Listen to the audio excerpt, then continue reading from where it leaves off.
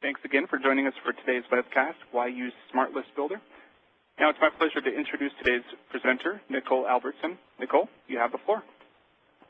Thank you, Adam. Well, my name is Nicole Albertson. I'm with E1 Integrated Business Solutions, and I'm happy to be with you today to take a look at and help you understand what the difference is between the SmartList that everyone has and SmartList Builder and how that adds on to it.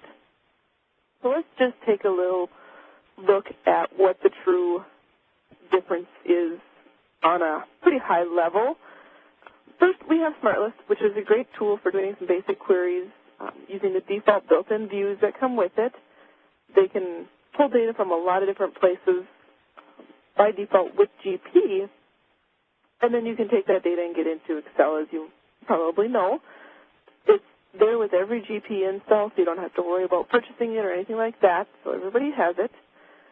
And so what SmartList Builder does is just expand on SmartList and the functionality you already have. SmartList Builder allows us to create completely new SmartLists that you don't have, or we can create ones that mimic the default ones you get in SmartList and just add information. You might be looking for a specific field that's not on the default and you can't add it. We can add those fields with SmartList Builder. SmartList Builder also has options to add additional restrictions, as well as do calculated fields that create a new column on your report. Another great feature that kind of sets SmartList Builder apart is that we can pull from any GP table or any SQL table that's on the same SQL server as your GP databases. So we aren't limited to just GP data. If you have CRM or another application that you want to pull data and link it to your GP tables, or even not link it, you just want to make a CRM report inside GP, we could do that with SmartList Builder. SmartList Builder is an additional purchase, so if you're looking at that, you'd want to work with your partner to get a quote on it. But when you buy SmartList Builder, it actually comes with 4 different Builder products in it. There's SmartList Builder, which builds new SmartLists. Excel Report Builder allows you to build new refreshable Excel reports. Navigation List Builder allows you to build new navigation lists. And then Drill Down Builder allows you to drill back from, say, an Excel report, an SRS report, something like that, back into the GP application and open the different GP windows. So I'm not going to walk you through every step of SmartList Builder, so it's not going to be more of a training. I just want to show you what it can do and get you thinking about how it might be able to help you in your office and in what you need to get out of GP for data. So let's switch over to GP, and what I'm going to do today is use the new Microsoft Dynamics GP 2013 for this demo. So if something looks a little bit different than what you're familiar with, just so you know I am in 2013. But to get the SmartList Builder once you have it installed, the navigation is pretty easy. It's just the Microsoft Dynamics GP Tools SmartList Builder. And here you can see the 4 products that I talked about, of the builders. We're just going to use SmartList Builder for a while, and I'll go into a couple of the others a little later on here. So this is basically SmartList Builder. The nice thing about it is once you learn SmartList Builder, you basically know Excel Report Builder and Navigation List Builder, as the look and feel is very similar. Of course, there's some minor differences just because they're linking into different things. Some things we have to do for Excel that we wouldn't do for SmartList and things like that. So to get us started, it can be kind of a daunting thing because, yeah, I can give it a name, but then once I want to pull some tables, how do I know what tables to pull? It's going to be based on the data you need to retrieve, but a great way to get you started is to download the templates that are on Customer Source for you. So in the slide deck, there is a link to the templates, but they're basically free templates from Customer Source that mirror the default SmartList. So if you use a sales transaction one in SmartList and you say, I want some more fields on that, go get the default, the download, and then we can add another table or whatever we need to do to get those additional fields you need. So they're kind of a great tool to get you started on developing your own, or even just to look at and try and learn. As you're using those, I do recommend you duplicate them once you get them in a system, just so that if you need to import it again, because maybe you want two different ones that kind of mimic the sales transactions, duplicate it, because if I import it again, it would override the one that's there. So just kind of a hint there to make sure you're doing that. So we'll go back to SmartList Builder. And actually, I'm going to show you the SmartList Templates download page. So on Customer Source, as I said, it's just under the Reports library, but the URL is in the slide deck. You can see we've just created all of the different SmartLists into a SmartList Builder import. And they're very simple to import. You come into the GP and then Tools, SmartList Builder, and there's actually an import option. You browse to the file, select the actual file you want. If I do vendors, there it is, okay. Well, and then you click import, and it takes a couple of minutes sometimes for some of these, depending on how big they are, how many tables are in them. But it is a pretty quick process versus setting them up yourself. So I won't import that just so you don't have to watch it process. But if I come back to SmartList Builder here, you can see I have some actually set up in here already. I've imported a couple of them for us today. So when you just pull one of these up, I'll just pull up the sales transactions, you can see it actually has all of the tables that I would need to make the default SmartList sales transactions. Now, one of the questions we get a lot is, can I just open the default ones in here? Why do I have to get these templates from Customer Source? You really can't pull the default ones in here, and that's why the templates were built, so that you didn't have to rework all of them. They're just built in two different forms, so they don't link together quite right to do that. So, but the templates are there, so we want to make sure you use those and not start from scratch on all of that. And so let's just take a couple of examples today here and show you some of the features we have. The first thing I want to show you is using negative. So one of the big things we hear, if you go into SmartList and look at, say, the sales transactions, the return, and I'm using FabricCam data, so there's not a lot here, but just enough. If I look at a return, the document amount is a positive. Well, if I were to export this to Excel and try and do a total on that, it's not going to be right, because truly a return should be a negative when you're adding it to your sales. So that's kind of one of the complaints we hear in SmartList, and there's really no way to change that to make it a negative. You would have to do that in Excel after the fact. But with SmartList Builder, if I take the sales transaction template, all I have to do is find that document amount. So I'm going to sort this by the ones that I have set to default, which means they're going to be in my SmartList by default.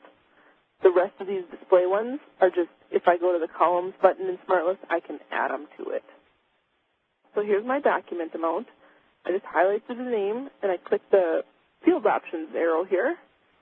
All I have to do is go to negative values, and I can say display a negative based on the field type.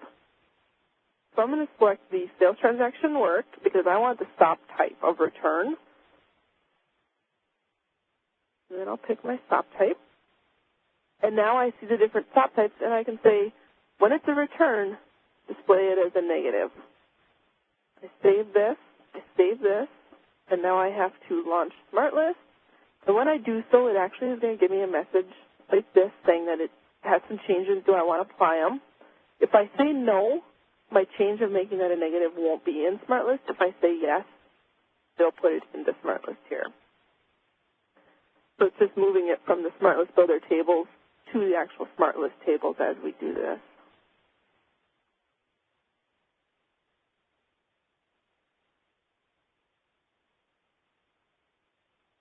And because of the way I had that set up in SmartList, it's actually, or in SmartList Builder, it's actually going to go into this additional SmartList. There is an option to put them underneath sales and that type of thing, but I have them called the same name. So if I put them both under sales, I wouldn't know which one was the SmartList Builder one and which one's the default one. I just click on the sales transactions.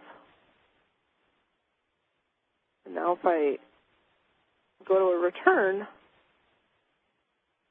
it's actually displaying as a negative, just because I checked that one box.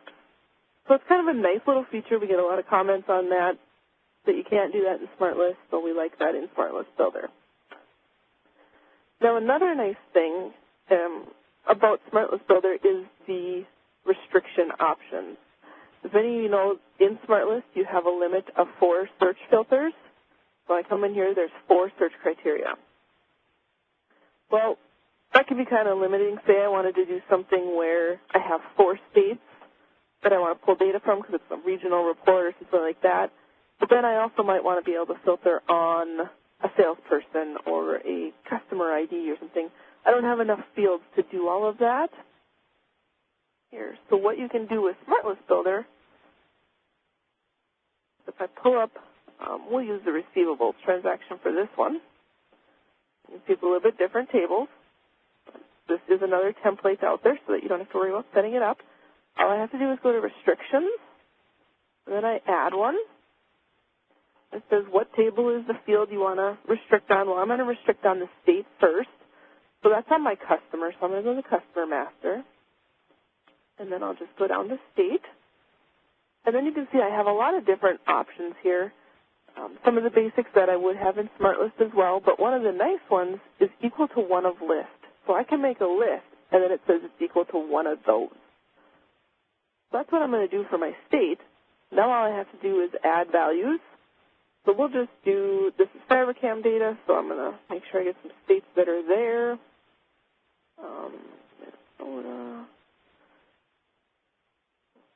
4 of them here. I'll do those 4 states. So that would have taken up all the search criteria in SmartList for me. So I can save this. So I have that. Now if I want to, I can add another one. We'll say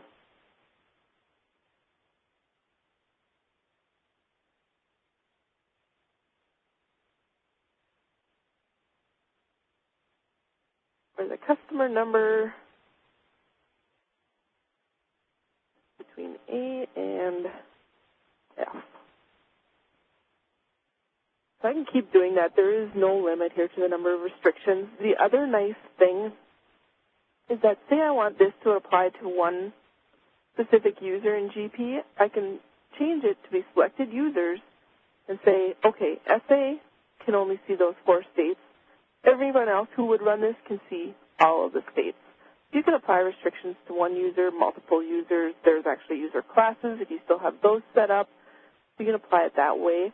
The nice thing about that is, say you're doing it based on salespeople or something like that, you could actually have state restrictions. I could have 10 different state restrictions in here, each one applying to a different GP user.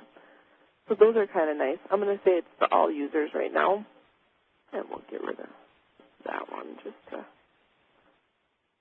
make sure I have data. So if I save this, again, launch SmartList and say yes to the message.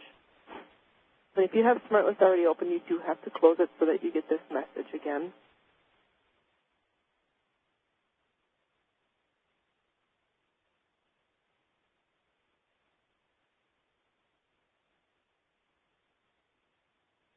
Now if I go to the receivables one, I think I had added state. Okay. So if I add the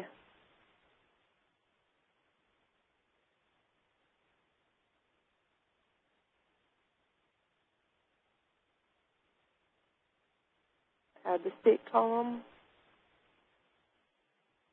you can see I'm only getting those 4 states. Nothing outside of that. But the nice thing is I can still do 4 more search criteria in here. So I can say where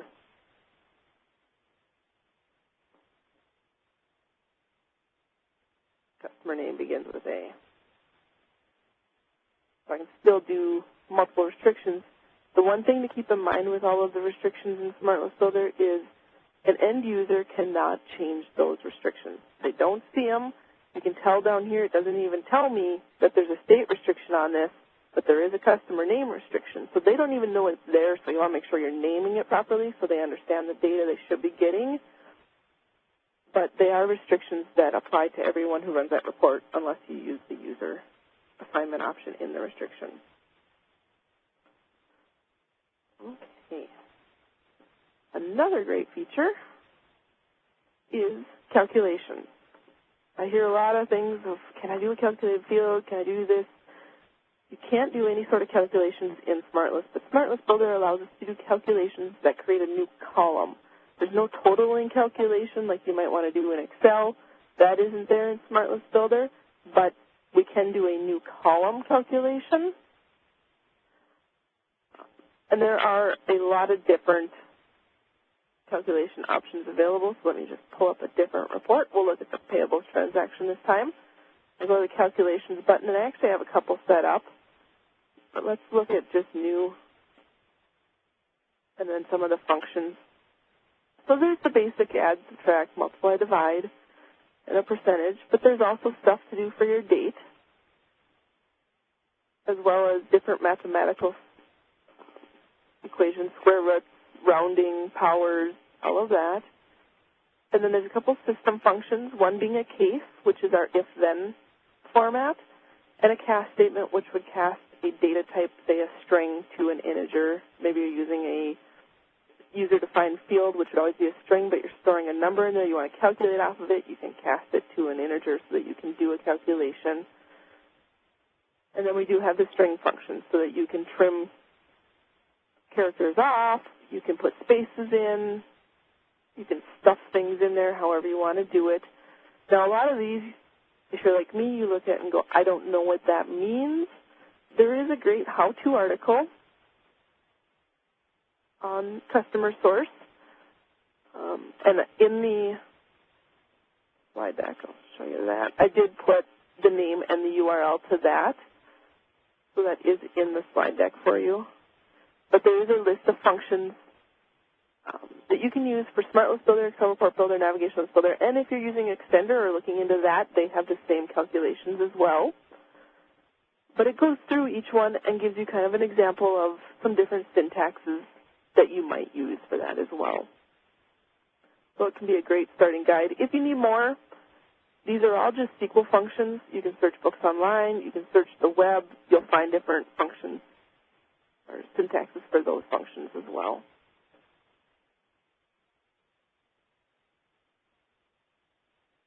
Okay, so let's look at, I have a couple set up here. So what I did is created one. I said, I want to know what the difference is between today's date and the due date on my transactions. How many days out are we? Are we past? What is the calculation? So what I can do is a date diff, which is just one of the different date functions available. And when I go down a little bit here, when I double click on one, it actually gives me the basic syntax and tells me I need to insert some stuff. So when I look at this, anything in capital letters is the syntax that needs to be there. Anything in all lowercase is what I have to replace. So it says date part, and I said, well, I want to know how many days. So even if it's next month, I don't want to know it's 1 month and 3 days. I want to know it's 35 days, whatever it might be. So you do day for the day part. And then I said, okay, the starting date, I want today's date, so I just use the getDate function, put that in there, and then the end date, I want to use the document date. Actually, no, this isn't quite right. I want the due date. So all I have to do is highlight that.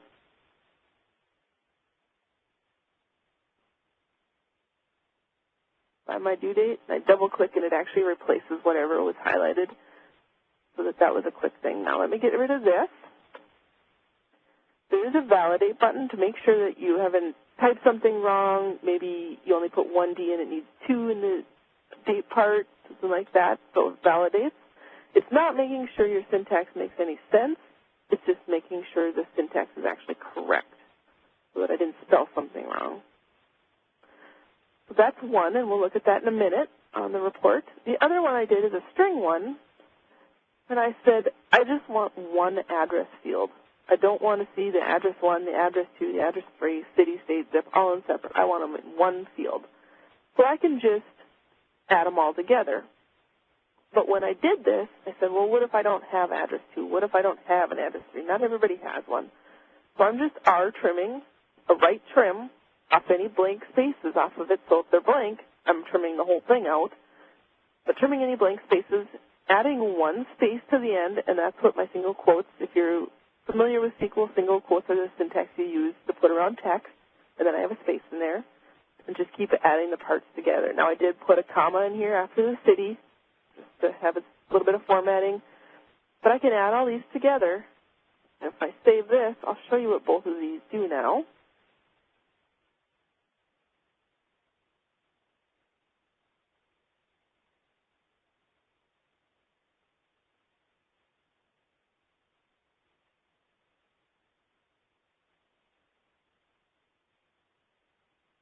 This usually goes a little bit faster than that. I think the streaming is slowing it down a little bit, but oops, those are under additional payables transactions.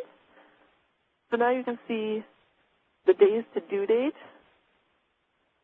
Keep in mind this is CyberCam data so that it is 2017 years, so these numbers might look kind of incredible, but it's calculating based off of today's date out to 2017. So it is calculating that. Looks like I had some past due when it was not quite calculating 2014. Oh, that's the document date. I'm not sure what the due date in the system is. It might be blank. But it is calculating that. And then my address field is adding all of those into one field. You can see it leaves a space. It looks like there's 3 spaces here because I had a space after address 2 and a space after address 3, which there isn't one, so it's just a blank. And my comma is in there. You can do the formatting however you like with that. But that's a couple options for calculations, just to give you an idea that it's not just adding and subtracting of numbers. It can be a lot more than that. Another great thing about SmartList Builder is the summary options. So we'll just look at our sales transactions again. Now, when I look at this in SmartList, it gives me every sales transaction that I've put into the system. I might want just kind of a summary of totals for a customer. Just give me one line per customer with their sales transaction summary. So I can go to the summary button and say, let's do a summary SmartList. And now it gives me all the fields and says, okay, what do you want to summarize by? Well, I'm going to go to the customer number. Try to use as unique a field as I can. I might have 2 customers with the same name and different numbers, so I don't want to use name. I'll use number. I double-click on it, and then I can pick one of the options of group by count, maximum, or minimum. So I'm going to group by that. And I will save this, show you what it does by default, and then we can look at other options in there.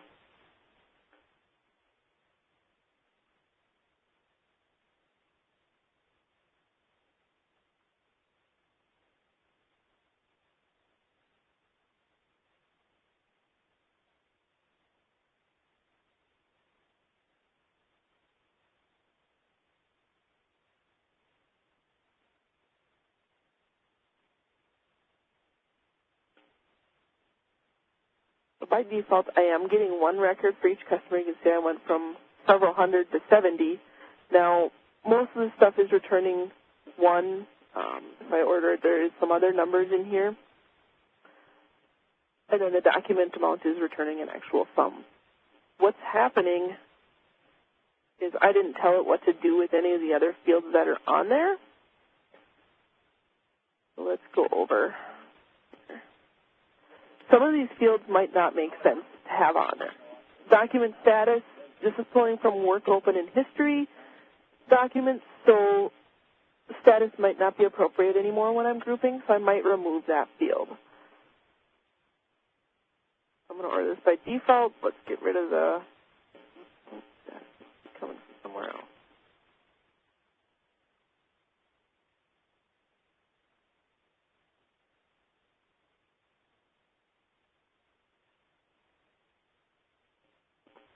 Okay.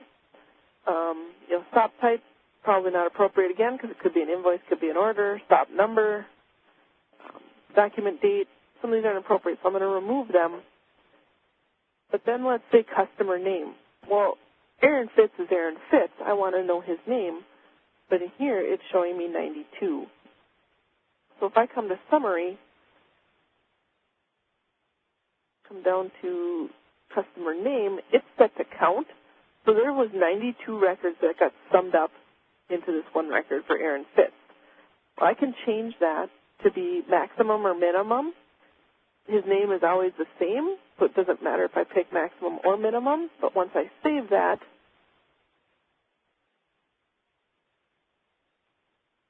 relaunch SmartList,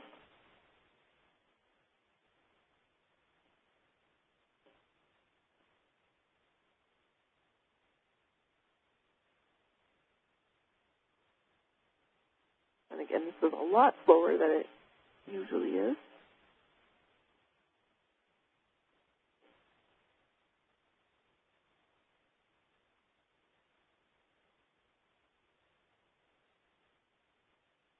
You can see it got rid of a couple of those fields, but now customer name is showing, and I didn't do anything to these, so it is doing a count still.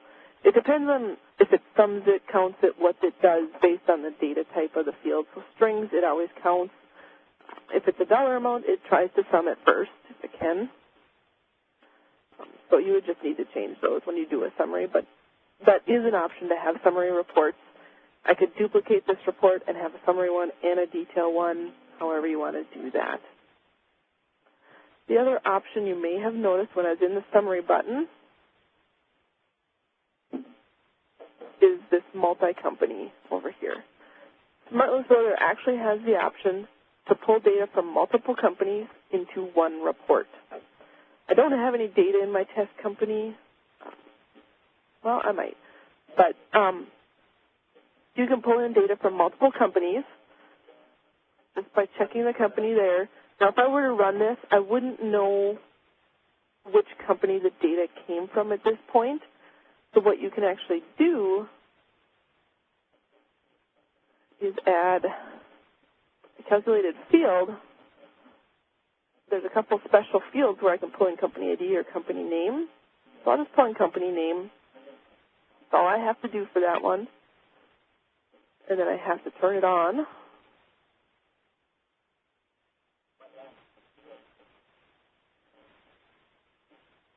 And you'll see that it changes a little bit. There might be data in my other company.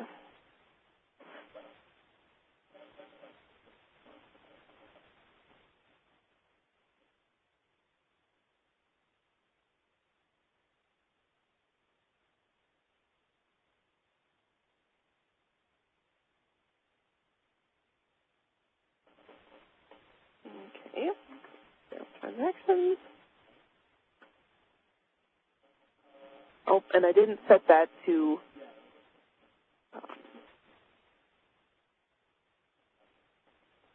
not, or to show the maximum. But I think what I did in my test company is restore the Fabricam data into it. So I have two records now that are exactly the same for everyone because I restored the company in there. But you can see I am getting two records for Aaron Fitz. And if I can prove that to you.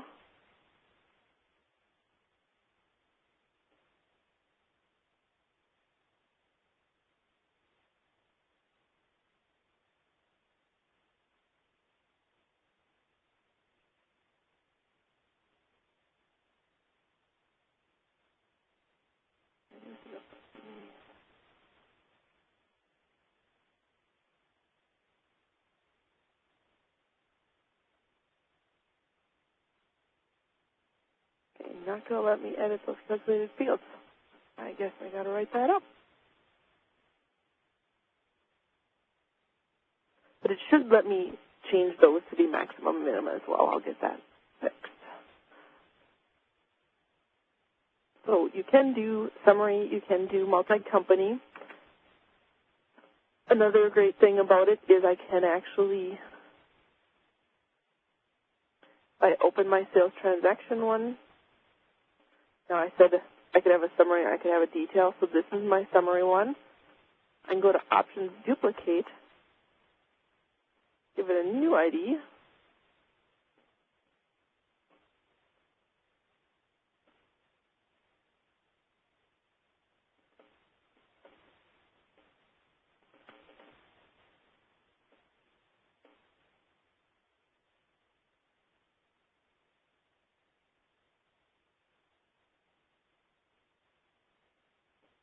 okay, so now I have a detail one. I'm just going to put detail here too. So right now they're exactly the same report, but if I come into the summary button, uncheck that, click save this, and I'm actually going to turn off the multi-company so that we don't get data from both companies at the moment.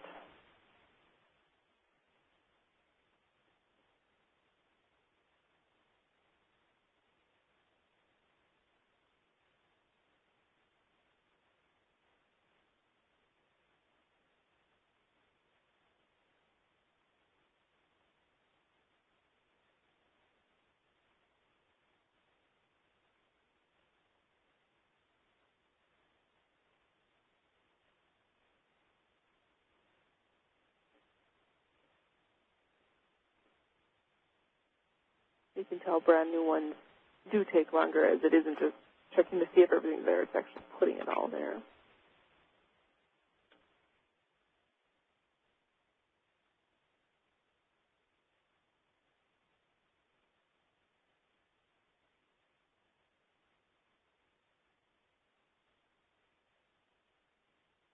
Okay, so now I have my detail one, which looks just like the original one did, and you can see I still have my company column checked in there.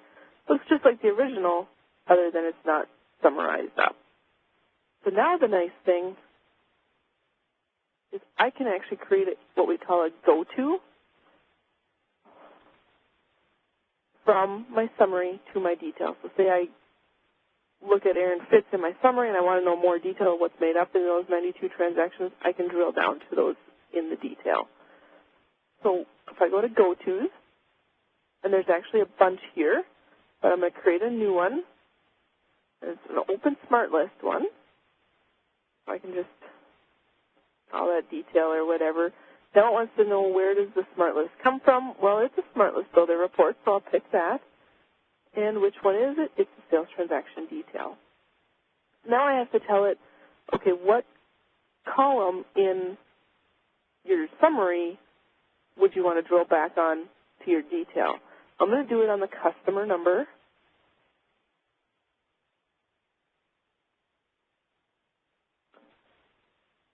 The field here, customer number, and it's a SmartList field, not just a data field. So, what am I doing? Customer number. And there was actually 2 customer numbers, 3 actually in here, because multiple tables have it. So it really doesn't matter. Your customer number should be the same in all of them. But if you are linking something that might not be the same, it's going to be a little bit of trial and error. Or change the name of the field in SmartList Builder so that we know which one it's pulling up here. Either option works. Save this. I say OK. SmartList again.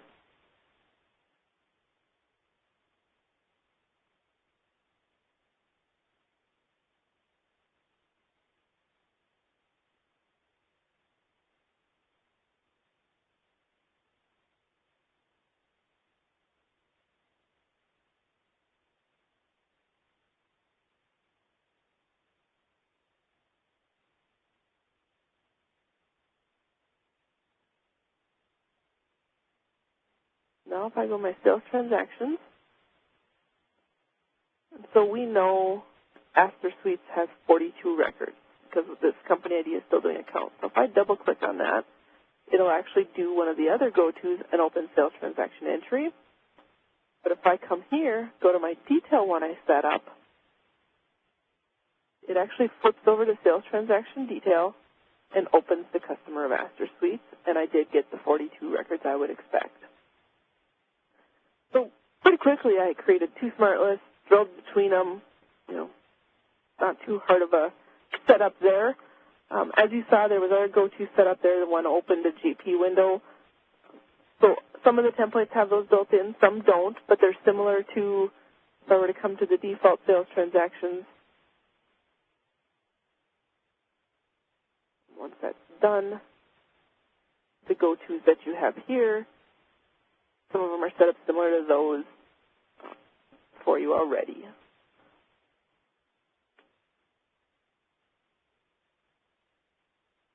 So that is the basics of the different options in SmartList Builder. There is one more.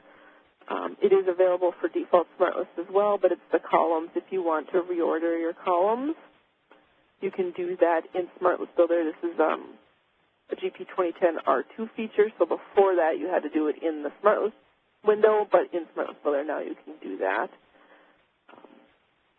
That option for just standard SmartList is under the tool setup system or the administration navigation pane, but there's a SmartList options window where you can actually reorder the columns. Say this is account one, I can switch to sales transactions and say I want customer number moved before document date. You can reorder the columns here. It doesn't do it for all your favorites, it just does it for the default, but you can change that. You can also change the maximum records in here that it uses.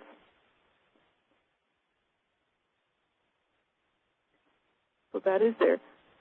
Security for SmartList Builder. You may have been watching it and going, wow, she could have added payroll, she could have added anything. I don't want my end users doing that.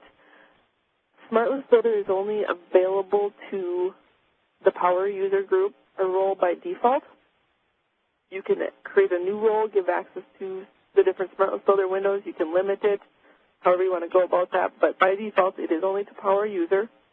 And then once I create the SmartList and I say yes to add it to the SmartList window, nobody's going to see it but the power user in SmartList until you give them access to that particular SmartList. So I could say, yes, you can create a SmartList Builder setup for payroll, but based on my security, you can't actually view it in SmartList.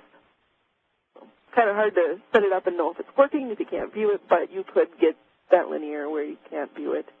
So you can limit the access to modules like payroll if you're using those. The other things you can do with SmartList, as I mentioned before, you can add SQL tables. There is security to all of that. So I can come into the SQL table security, say for my 2 database. I can say I want access to this table. I say OK. Now when I come into SmartList Builder, there's actually an additional option for SQL Server tables. Oh, I got to enter a name and stuff here. Okay, I already have one, but we'll use it anyways. And you can see that one table is available. There is no other tables or views available because I've only given access to that one. So you can grant SQL tables, and you can see when we were in that window, it actually shows every database that's on your SQL Server. I actually have 3 installed the GP on this SQL Server. So here's my 3 Dynamics databases, or system databases. That's why I have a couple of different 2s. So I can see everything. If I had a CRM database, that would show up in here. So anything that's on this SQL Server, I can pull data from it, just using the SQL Server option. So let's take a quick look at the other products that come with SmartList Builder, as it's listed on the price sheet. If I come into SmartList Builder, let's start that. I have one set up called User Security. I wanted a SmartList that shows me all my user security. This isn't one of the templates to download, but if you want this, just send me an email, I can give it to you. There's a couple user security reports, but I don't want it in SmartList. I want it in Excel because I'm not a GP user by nature. I'm an admin. I just want to know what everybody has access to. I'm going to duplicate this over. And instead of doing SmartList as I did before with the sales transactions, I'm going to pick Excel report. And it gives it the same name by default. I'm going to leave it. Then I know it's the same report. Duplicate that over. And now I have it in Excel Report Builder. So I don't have to redo the setup. I can just duplicate it. So now Excel Report Builder does create a SQL view, so I have to give a view name. I usually recommend you put ERB for Excel Report Builder or something like that in front of it so that when you're looking in SQL, you know where it came from, but you don't have to. I'm just going to publish this. And just so we see it quick, I'm just going to go to the desktop.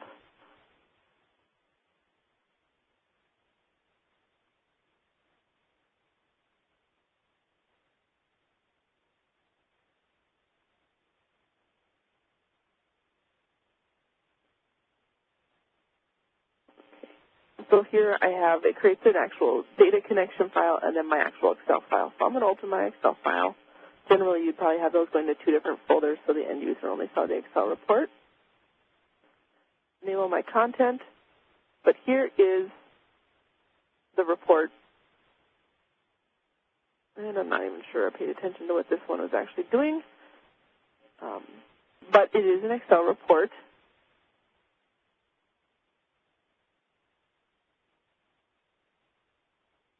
I'm not even sure that one is pulling the right data. I'll have to look at that, but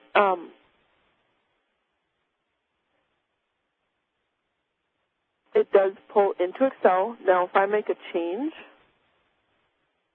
to the transactions, so say wrong CP, I come in here,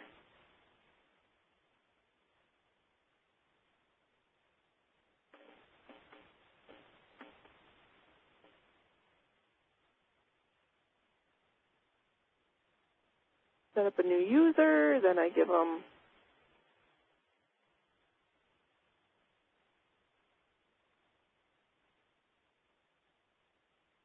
access to Fabricam, and then I give them user security. Oh, can't type my own name. So I'll just put myself in the AP clerk, and I got to do default. I come back to Excel. Now, I haven't relaunched it. I still have it open from before. I'm just going to go to Data, Refresh All. And you can see just like that, it's putting all of my Nicole records in here. Now, I'm not sure why this report isn't quite working, but it is an Excel refreshable report. I just have to get my report fixed up a little bit. So I can use Excel Report Builder to create Excel refreshable reports. So if you're using SmartList Builder, you've been using it for a while, and you decide, hey, I want those Excel reports now, we're ready to go that route, I can duplicate my SmartList Builder reports over, or I can import the templates from the customer source, duplicate them over into Excel Report Builder, and automatically have my Excel report as well. So I have a quick, nice little thing. The nice thing about Excel reports is they're outside of GP, so they're using your Windows authentication. Some setup has to be done within SQL to get you the access to the data, but that is using Windows authentication, and it uses the light users licensing within the GP licensing model. So that is Excel reports. Now, if I go back to SmartList Builder, we'll pull a different report. I don't know if that works. We'll do the receivables transactions. We'll go to Options, Duplicate. We'll go to Navigation List, and we'll do a receivables transaction. Duplicate that over.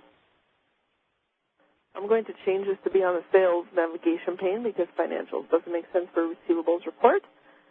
And let's just put, I think there's already one called receivables transaction, so we'll put demo on that.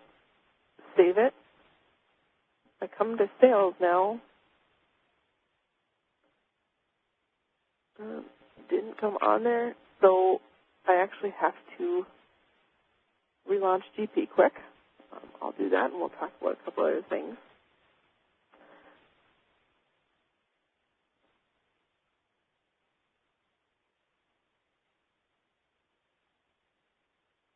While that's launching, one of the nice things about SmartList Builder is that most people who are using it are very willing to share their ideas, share their setups,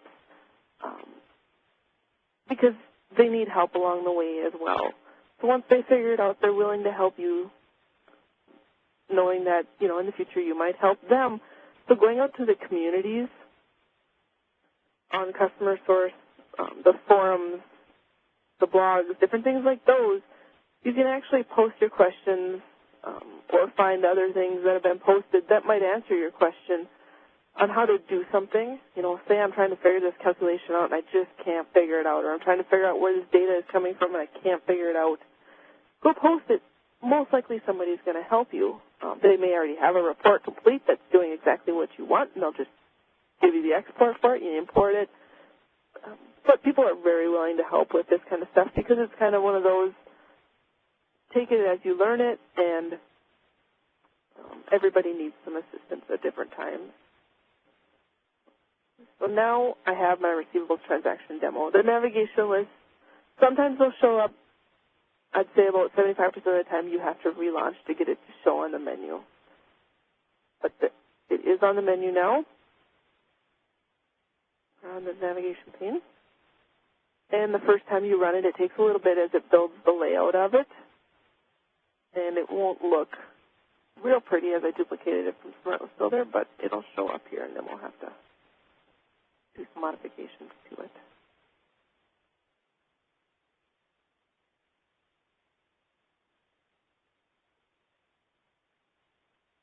Okay, so you can see it's the same data we would see in SmartList. I might want to take some of these columns off here so that I don't have such a big scroll bar. I could do, it's more like a navigation pane, so I might want certain columns here and then some of the other columns actually to show up down here when I click on whatever record. So maybe I'd have the customer number here, have their address information down here, something like that. I can do any of that in Navigation List Builder, as it has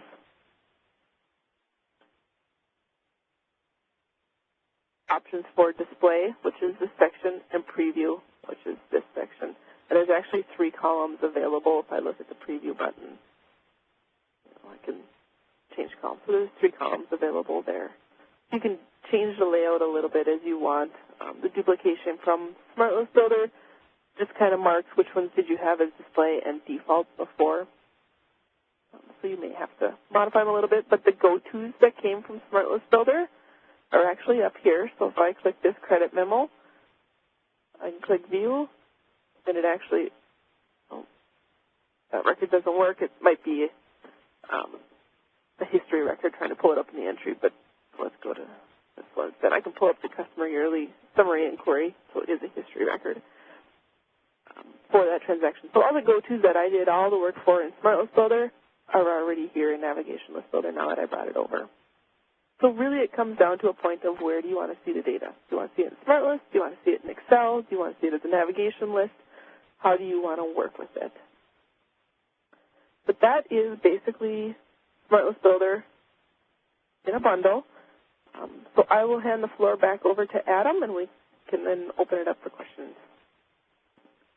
Okay, thank you. One moment, please.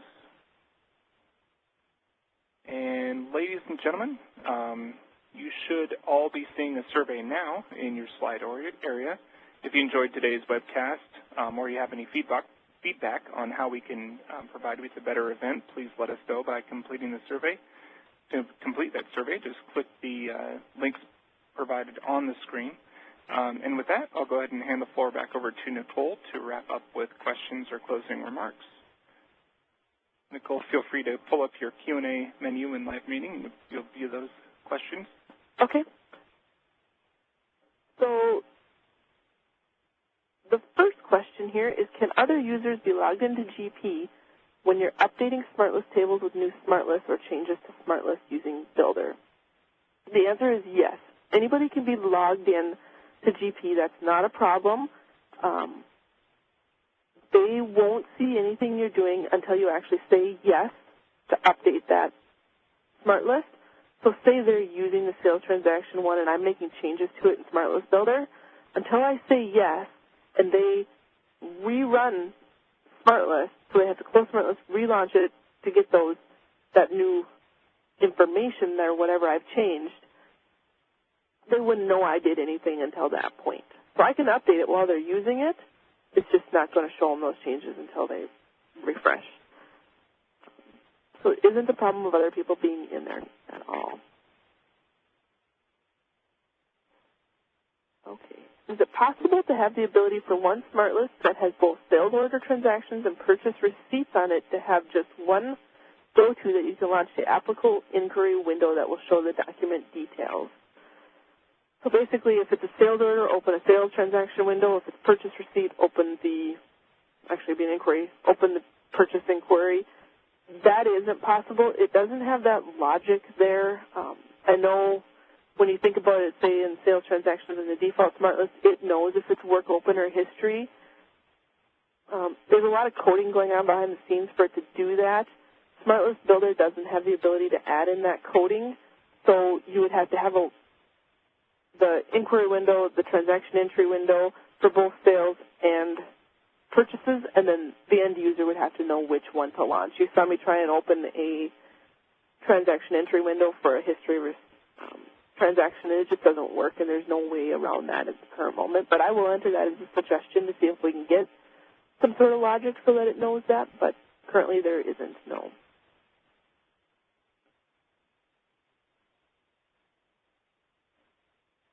Okay, how do you download the sample again? I'm assuming you're talking about the templates that I've been using kind of as the demos. So if you go to Customer Source, and I apologize, mine's a Partner Source kind of view, but on Customer Source, I believe it's under Downloads and Updates, and then Reports Library, or if you just type in SmartList Templates, I believe it comes up as one of the first options as well. And I have to log in again.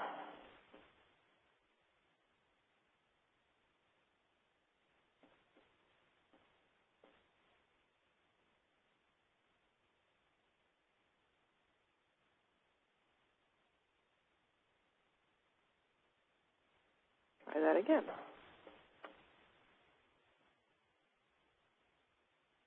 So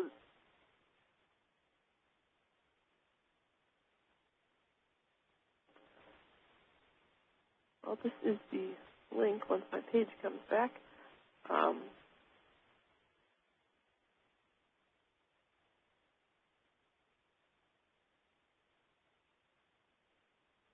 I'm not sure why the link says 8.0 because the page says 10.0, but it is the right link. So if you just search for SmartList Templates, it should be the first one that comes up.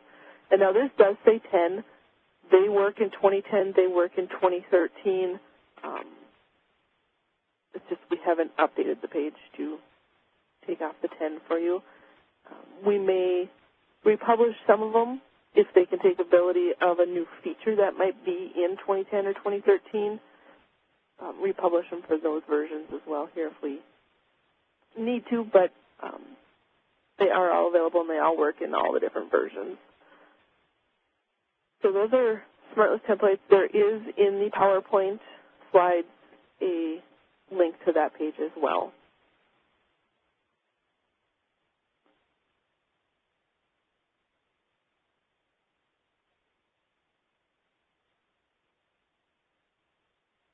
Okay. That looks to be all the questions, unless anybody else has one they want to pose.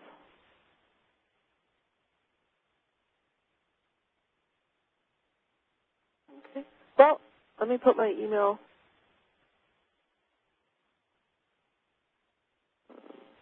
I don't know, can they see my screen, Adam? No, they can't. What we can do is you can reply to a question. I'll go ahead and ask a question. I'll ask, what is your email? You can reply all, and they'll all have your email. Okay. Okay. Okay. All right. And with that, are you ready to close out the session? Yeah, I am ready. So I want to thank everybody for their time today. And if you have any questions about SmartList Builder, just send me an email. I'll post that out there.